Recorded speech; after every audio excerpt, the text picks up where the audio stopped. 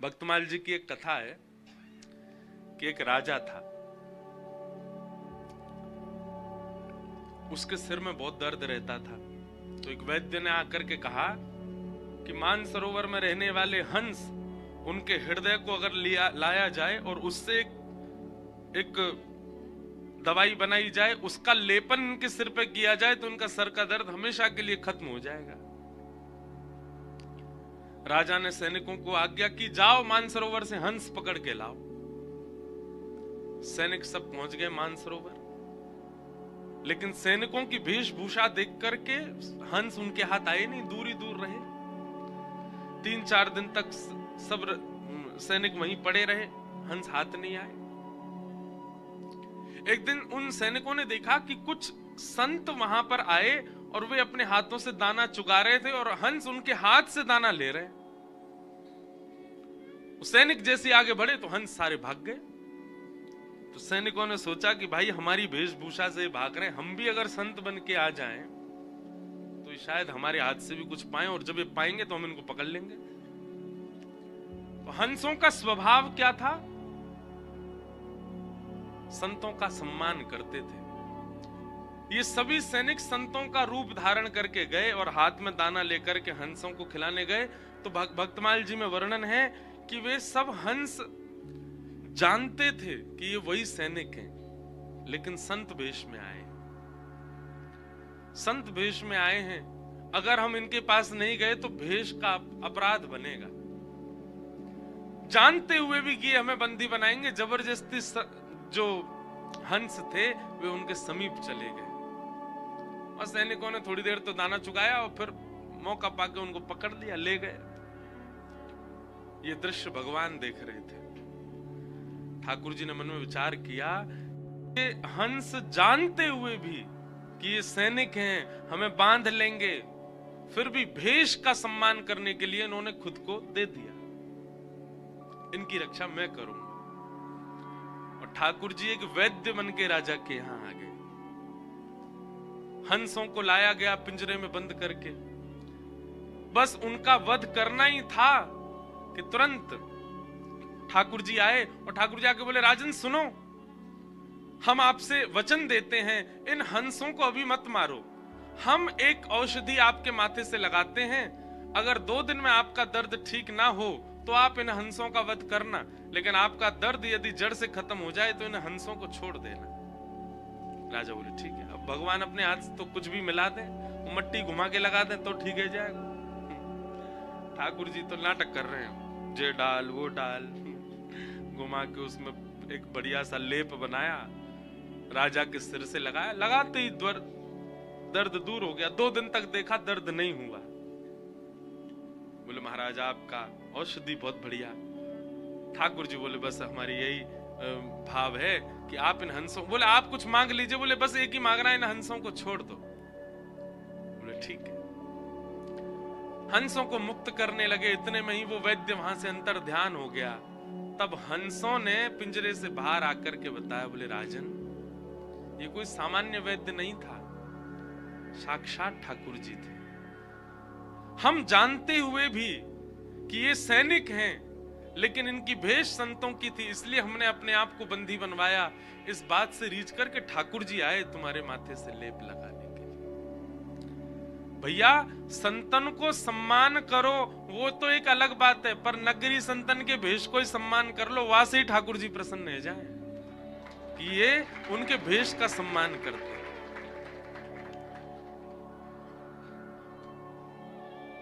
कलयुग यदि जीवन में आ जाएगा ना बंधुओं, बहुत सावधानी से सुनिएगा, हमारी भक्ति में सबसे ज्यादा बाधा यदि कोई है तो वो एक ही है, और वो है वैष्णव अपराध। और ये हम सबसे बनता है, मुझसे भी बन जाता है। वैष्णव अपराध हमारे जीवन में यदि बन रहा है और बार बार बन रहा है तो इसका मतलब है कि आपके ऊपर कलयुग का प्रभाव है। आपको एक साधक को देख करके भी, एक भजनानंदी को देख करके भी आपके मन में यह भावना आती है कि कहीं ना कहीं ये थोड़ा बहुत तो आडंबर है। ये वैष्णव अपराध है और ये कलयुग आपके ऊपर आ चुका है, इस बात का प्रमाण है। आप बिहारी जी गए और शिकुंज बिहारी लाल जी का दर्शन करते समय तभी आपने पुजारी जी जो आगे घूम रहे थे और उनके प्रति ऐसी भावना आ गई, जो पुजारी जी तो बस पैसा लेवे के काज डोल रहे हैं, बन गया अपराध। और ये अपराध कौन बनवाता है? कलयुग। भक्तों का स्वरूप ऐसा नहीं, मीराबाई का स्वरूप ऐसा नहीं था। मीराबाई तो जिसको देखती उसके रूप में, उसके स्वभाव में, उसके गुण में, सब में श्री कृष्ण का ही संबंध देखती।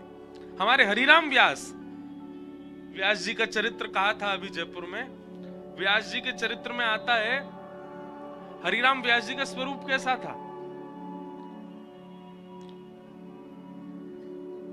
कोई बढ़िया लोभी व्यक्ति उनके पास आता, जो बहुत लोभी है, उसको देख करके कहते, वाह भैया तुम पे बामन भगवान बड़ी कृपा है। बामन भगवान भी तो 3 पग जमीन से तीनों लोग न लोभ में ले आए थे। कोई बहुत क्रोधी दिखाई देता, वो हो जय हो परशुराम भगवान के अंश। हरिराम व्यास जी की दृष्टि ऐसी थी। कोई बहुत सांवला सा काला सा दिखता, आ जा रे कन्हैया, उसको ऐसे ही बुलाते। किसी का सौंदर्य अद्भुत होता, अद्भुत गंभीरता होती, अरे जय हो मेरे राघव, वो व्यक्ति के नाम से उसको पुकारते ही नहीं थे, व्यक्ति के स्वभाव से उसको परखते ही नहीं थे। जिसको देखते थे उसमें या तो आचार्यों का अनुभव करते थे या फिर ठाकुर जी का अनुभव करते थे। ऐसी हरिराम व्यास जी की दृष्टि थी। ये सीखना चाहिए हरिराम व्यास जी से। जब कभी कोई दिखे, कई लोग होते हैं उनके हाइट इतनी ज्यादा नहीं होती, छोटे से ही होते हैं। जब आए तो आओ बामन, नेक्स्ट से ही हो भैया तुम तो। कोई बहुत छरेरा हो, नेक में इधर भाग जाता है उधर आ जाता, पतरा दुबरा सा डोल्ला हो, उसके प्रति ऐसी भावना रहो, जय हो मत्स्य, मछली कैसे आते मां भक्तों डोले। सब कामों के लिए हाथ पीछे कर लेता हो, जय हो भैया तुम कूर्म हो, कछुआ, वो भी उसके पास जाओ हाथ पांव भीतर कर लेता, कोई काम नहीं करता। ये दृष्टि बनाओ, साईं परिकर के ही बना लो, आज से ही कर लो। आज से रात में जिससे भी मिलो, भोजन पानी करते समय, उठते बैठते समय, उसके स्वभाव से या तो किसी आचार्य को देखो या फिर साक्षात ठाकुर जी को देखो। ये हरिराम व्यास जी की दृष्टि है। उन्होंने कभी किसी व्यक्ति के स्वभाव गुण से किसी को नहीं परखा। तो कलयुग जीवन में आएगा तो आपको आडंबर दिखेगा, आपको सदपुरुष में भी आडंबर दिख जाएगा। चैतन्य महाप्रभु वे जब विचरण करते थे तो कोई नाटकबाज व्यक्ति भी हो, कुछ नहीं, केवल पैसा कमाने के लिए भगवान नाम गा रहा है, चैतन्य महाप्रभु उसके मुख से भी नाम सुनकर के नेत्रों से भाव विवल हो जाते, उसके चरणों में प्रणाम करते, भैया धन्य है। सब लोग आके कहते, अरे जे पाखंडी है, जे केवल पैसा कमाने के लिए नाम गाता है। चैतन्य महाप्रभु कहते, और पैसा दो इसको, ताकि इसके मन में और लोभ जगे पैसा का, कम से कम उसके चक्कर में नाम तो गाएगा। ऐसा गुण देखते थे। पर हम लोगों का स्वभाव विचित्र है, हम लोग 2 मिनट में अवगुण ही देखने लग जाते हैं सबके भीतर, और ये कलयुग ही करवाता है हमसे। कई बार बंधुओं हम अपने गुरु के प्रति भी अवगुण देख लेते हैं। ये कलयुग का प्रभाव है। कलयुग के ये 5 स्थान, राजा परीक्षित स्वयं भटक गए, शमीक ऋषि के गले में मरा हुआ सर्प डाल दिया, और शमीक ऋषि के पुत्र श्रृंगी, उनको जब ये बात पता चली कि मेरे पिता के गले में मरा हुआ सर्प डाला है, तुरंत उन्होंने श्राप दे दिया, इति लंघित मर्यादम तक्षकः सप्तमे हनि। मैं श्राप देता हूं कि तक्षक सर्प के डंसन से राजा परीक्षित की 7 दिन के अंदर मृत्यु हो जाएगी। श्राप दे दिया। शमीक ऋषि को जब ये बात पता चली कि मेरे पुत्र ने राजा को श्राप दे दिया, उन्होंने अपने शिष्य गौरमुख से कहा कि आप जाओ, जाकर के राजा परीक्षित को बता दीजिए उनके जीवन के केवल 7 दिन बचे। राजा परीक्षित को जैसे ये बात पता चली कि मेरे जीवन के केवल 7 दिन बचे हैं, देखो एक बात बहुत ध्यान से सुनना, साधक वैष्णव का एक स्वरूप है कि वो विपरीत समाचार सुनकर के भी अप्रसन्न नहीं होता। इससे ज्यादा विपरीत क्या होगा कि किसी की मृत्यु की खबर ही सुना दो उसके मुंह पे जाकर के तुम मरने वाले हो इतने दिन में। लेकिन फिर भी राजा परीक्षित इससे परेशान नहीं हुए। हम तो छोटी छोटी बातों पे परेशान है जाएं, पर वैष्णव का स्वभाव है कि वो निश्चिंत नहीं होता, वो चिंतित नहीं होता, वो निश्चिंत ही रहता हर परिस्थिति में। सूरदास जी का एक पद है, जैसे राखो तैसे रहो, जानत हो दुख सुख सब जन के, मुख से कछु ना कहूं। आप सब जानते हो ना, मैं क्या बताऊं आपको। जैसे राखो तैसे रहो। परीक्षित जी ने मन में विचार किया कि जिन्होंने मेरी मातृ गर्भ में ब्रह्मास्त्र से मेरी रक्षा की, उस समय भी कोई कारण था, और आज एक ब्राह्मण के द्वारा 7 दिन में मरने का श्राप लगा है, तो ठाकुर जी ने इसमें भी कोई कारण ही देखा होगा, मैं क्यों चिंता करूं। उन्होंने चिंता नहीं की। हम सिड्डी से कभी उतरते हैं, कई बार ऐसा होता है कि हम गिरने वाले थे लेकिन बच गए, पर कभी कभी होता है गिर जाते हैं, अरे ठाकुर जी ऐसे क्या गिर दिया आपने। ठाकुर जी कहें, दारी के तो यूं याद ना, 2 बार बचायो भी तो हो, वास में तो तेने कही ना, जय हो ठाकुर जी आपने बचा लिए। और ज्यादा ना लग जाए, बाद ना रोने लगे।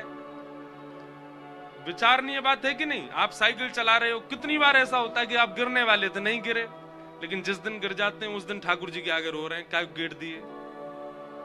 घर में परिवार का कोई सदस्य बीमार हो गया, बीमार होकर बेचारा ठीक हो गया, लेकिन किसी दिन बीमार हो गया और इतना बीमार हुआ कि ठीक ही नहीं हो रहा, तो ठाकुर जी से शिकायत शुरू हो जाती है। ठाकुर जी कहते हैं, ये कितनी बार बीमार हुआ, उतनी बार सही भी तो हुआ, तब तो तुमने क्षमा नहीं किया, तब तो तुमने एक बार भी नहीं कहा कि ठाकुर जी आपकी बड़ी कृपा, और जब अब सब सही नहीं हो रहा तो फिर शिकायतें लगा रहे हो। ये समझने वाली बात है, राजा परीक्षित से सीखो। राजा परीक्षित कह रहे हैं कि जब मेरे मातृ गर्भ में ब्रह्मास्त्र आकाश में था तो वो रक्षा करने आए थे, और आज 7 दिन में मरने का श्राप लगा है, तो इसमें भी कुछ ना कुछ होगा। हमारे पूज्य गुरुदेव भगवान रामानुज गुरु जी बहुत अच्छी बात कहते हैं, ध्यान से सुनना। विश्वासो फलदायक। राजा परीक्षित जब अपनी मातृ गर्भ में थे तो भगवान शस्त्र लेकर के गए और उनकी रक्षा की, और राजा परीक्षित जब जीवित अवस्था में 7 दिन में मरने का श्राप लगा तो भगवान शास्त्र रूप धारण करके आए और उनकी रक्षा की, भागवत जी के रूप में आए। अच्छा, दोनों में भी कारण। गुरुदेव भगवान कहते हैं, मैंने देखो गुरुदेव का दर्शन नहीं किया, पर गुरुदेव की लिखनी कई छोटे छोटे ग्रंथों वो पढ़े हैं मैंने। एक जगह गुरुदेव कह रहे हैं कि वहां अश्वत्थामा ने शस्त्र छोड़ा था मारने के लिए, तो भगवान शस्त्र से ही रक्षा करने आए। चक्रा नाम की गदा को घुमाया भगवान ने गर्भ में जाके, और आज एक ब्राह्मण ने वाक वज्रम विशशरजः, वाणी का वज्र छोड़ा है, तो ठाकुर जी भी वाणी रूपी धारण करके आए रक्षा करने के। कथा का कथा क्या है? वाणी रूप है। परीक्षित को 7 दिन में मरने का श्राप लग गया। परीक्षित जी महाराज चिंतित नहीं हुए, बल्कि विचार करने लगे, अच्छा है, दुनिया में किसी को नहीं पता कि उसका अंत कब होगा, पर मैं दावे से कह सकता हूं कि 7 दिन पहले मेरी मृत्यु नहीं होगी। मेरे पास 7 दिन शेष हैं। इसमें भी भगवान का एक संकेत मैं मान लूं कि ठाकुर जी ने मुझे पहले ही बता दिया कि इतने दिन आए तेरे पास, अपना कल्याण कर ले। मैं कितना भाग्यशाली हूं। व्यक्ति को क्या पता कि उसके प्राण कब निकले। राजा परीक्षित ने अपने पुत्र को जन्मेजय को राज्य गद्दी पर बिठाया, स्वयं वन में चले गए। अनेक संत ऋषि गण सब गंगा जी के तट पे आ गए।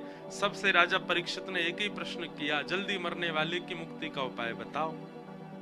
पर कोई भी प्रमाणित नहीं बता पाया क्या करना चाहिए।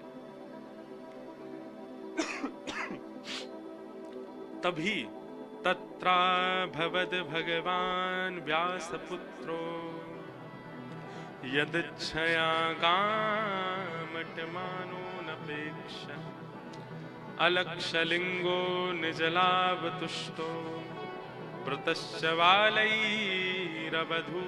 भेष। बोलो सुखदेव जी महाराज की।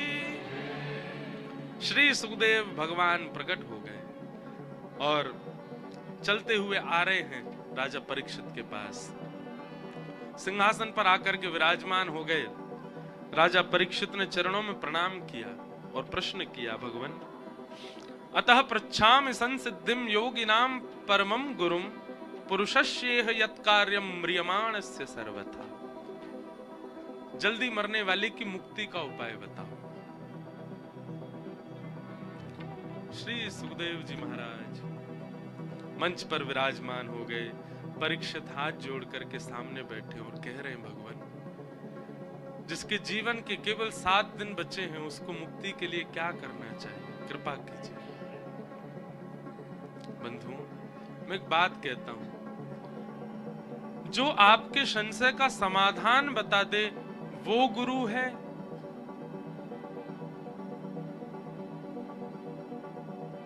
या फिर आपका संशय ही बदल दे वो गुरु है। कभी ना कभी संशय का समाधान बताने वाला भी गुरु होता है और आपका संशय ही सुधार दे। कई बार हमारा गलत संशय होता है, जैसे कि आगे के प्रसंग में आप समझेंगे कि परीक्षित पूछ रहे हैं 7 दिन में मरने वाली की मुक्ति का उपाय क्या है, और श्री सुखदेव जी महाराज थोड़ी देर परीक्षित की ओर देखते हैं और फिर कहना प्रारंभ करते हैं, परीक्षित का प्रश्न सुधारते हैं। परीक्षित कि वरीयानेशते प्रश्न कृतो लोकहितं नृप आत्मविद सम्मतः पुंसा श्रोतव्यादिषु यपर। परीक्षित, तुम कह रहे हो जल्दी मरने वाले की मुक्ति का उपाय क्या है। अगर ये प्रश्न तुमने पूरे विश्व के लिए किया है तो ये प्रश्न तुम्हारा अच्छा है, लेकिन अगर ये प्रश्न कहीं तुम अपने लिए कर रहे हो तो ये प्रश्न अच्छा नहीं है। तुम कौन हो, पहले अपने ऊपर विचार करो। तुम वो बालक हो जिसने जन्म बाद में लिया, मां के गर्भ में भगवान का दर्शन पहले किया।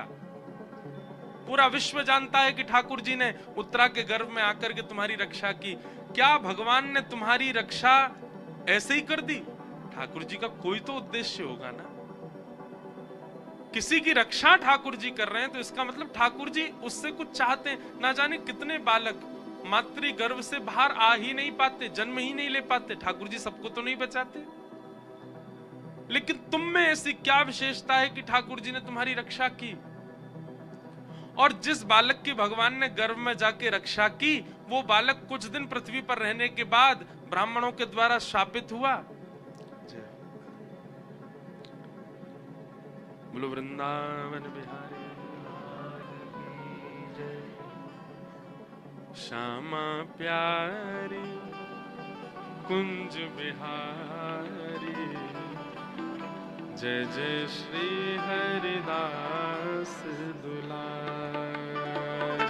श्यामा प्यारी कुंज बिहारी, जय जय श्री हरिदास दुलारी। श्यामा प्यारी कुंज बिहारी, जय जय श्री हरिदास दुलारी।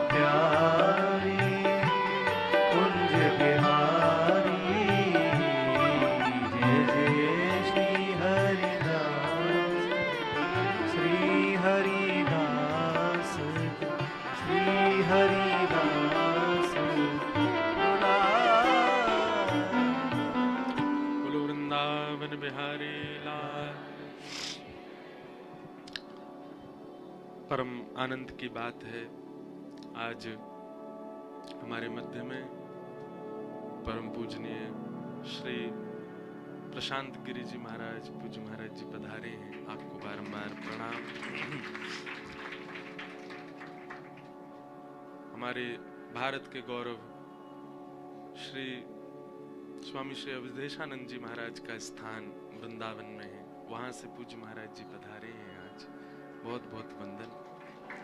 और साथ ही जिन्होंने दास को भागवत जी का अध्ययन कराया, हमारे शिक्षा गुरुदेव शिव प्रसाद उपाध्याय जी आए हैं, उनको भी बारंबार प्रणाम वंदन। हमारे व्यासपीठ पर दास को बैठाने में जिनका बहुत योगदान है, ऐसे प्रथम तो हमारे पूज्य पिताजी महाराज, जिनकी कृपा से व्यासपीठ आज वे भी आएंगे कथा में। तो अब तो महाराज रात 12 बजे ही होगा कृष्ण जन्म।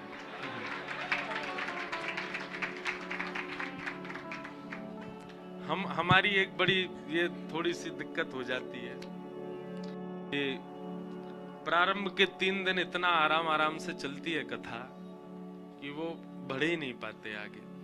और खूब प्रयास किया हर बार कि भाई अब थोड़ा जल्दी आगे चलेंगे। 1 महीना की कथा करवे गए, माऊ नहीं भाग पाए आगे। वहां पे भी प्रहलाद चरित्र ही हुआ 1 महीना में। तो ये पता नहीं कैसी एक, आज तो हम निकुंज में जा ही नहीं रहे हैं, आज तो हम निकुंज के भाव में प्रवेश ही नहीं कर रहे हैं क्योंकि समय कम है। लेकिन आज हमारे व्यासपीठ पर बिठाने में जिनका बहुत आशीर्वाद, पूज्य पिताजी महाराज, दूसरे हमारे पूज्य नाना जी पंडित श्री कृष्णलाल शास्त्री जी, जो कि अब भगवत धाम में विराज रहे हैं, और तीसरा जिनके कृपा से, जिन्होंने खूब संग रह करके बैठा करके हमें कुछ कहने सुनाने योग्य बनाया, ऐसे हमारे पूज्य शिव प्रसाद गुरु जी, जिन्होंने दास को पढ़ाया। ऐसे गुरुदेव भगवान भी आए हैं। सबको हम प्रणाम करते हैं, वंदन करते हैं।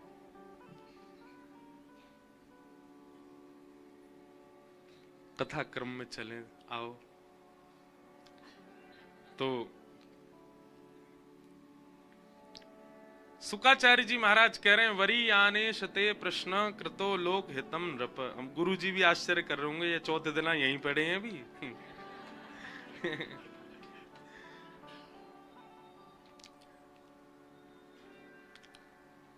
भागवत जी इतनी अद्भुत हैं, इतनी विस्तृत हैं, इतनी विस्तृत हैं कि कैसे 7 दिन में पूरी करें हमें तो समझ ही नहीं आती।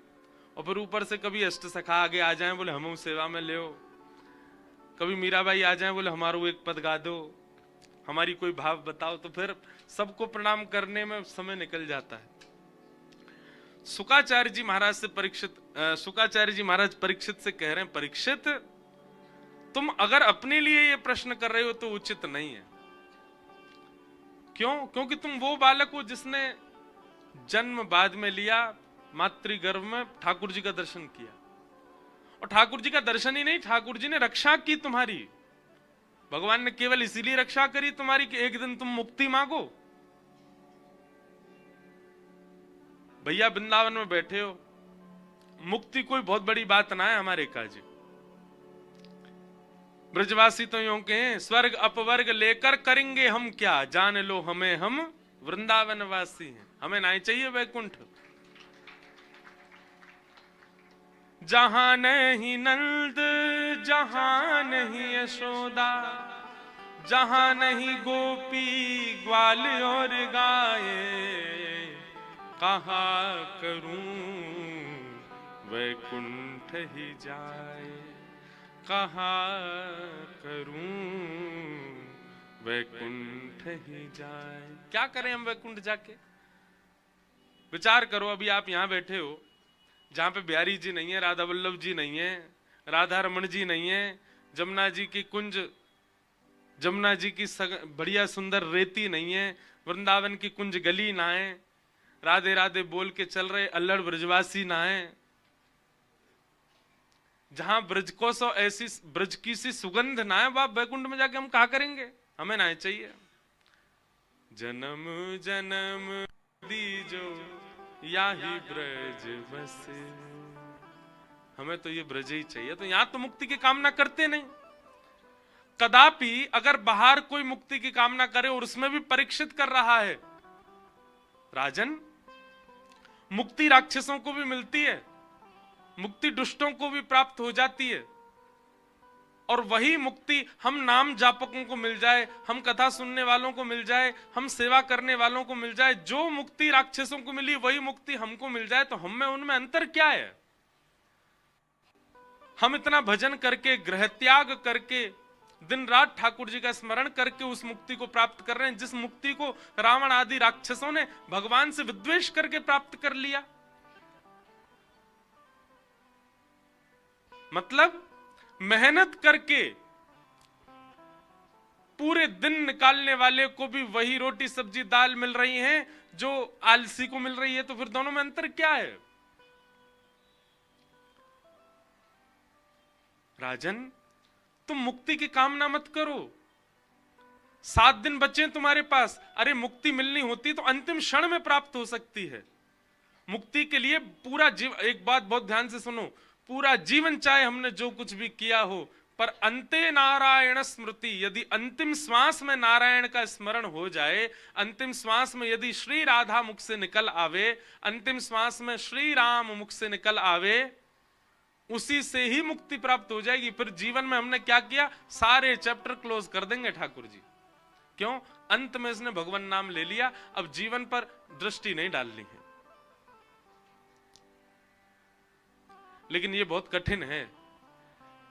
अंत में अंत राम कही आवत नहीं, अंत में भगवत स्मरण हो जाए सहजता से, यह बहुत मुश्किल है, नहीं हो सकता।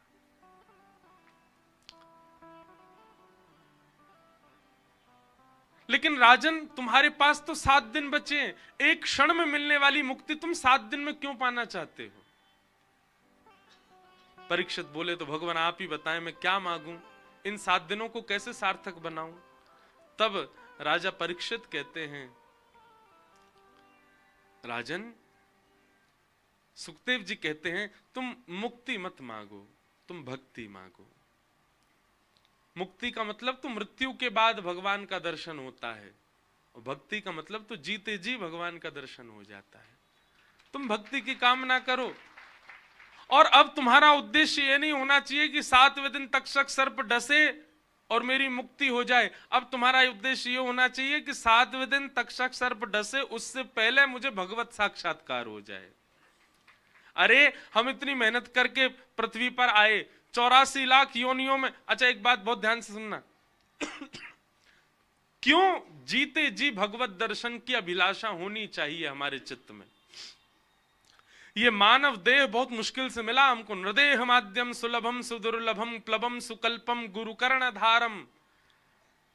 भगवान उद्धव से कहते हैं बहुत याचना करने पर मैं मानव बनाता हूं आत्मा को, नहीं तो वो 84 लाख में घूमता रहता है। इतनी मेहनत करके हमको मानव देह मिला, मेहनत करके 9 महीना मातृ गर्भ में, दुर्गम नरक से भी दुर्गम उस मातृ गर्भ में हमने व्यतीत किया।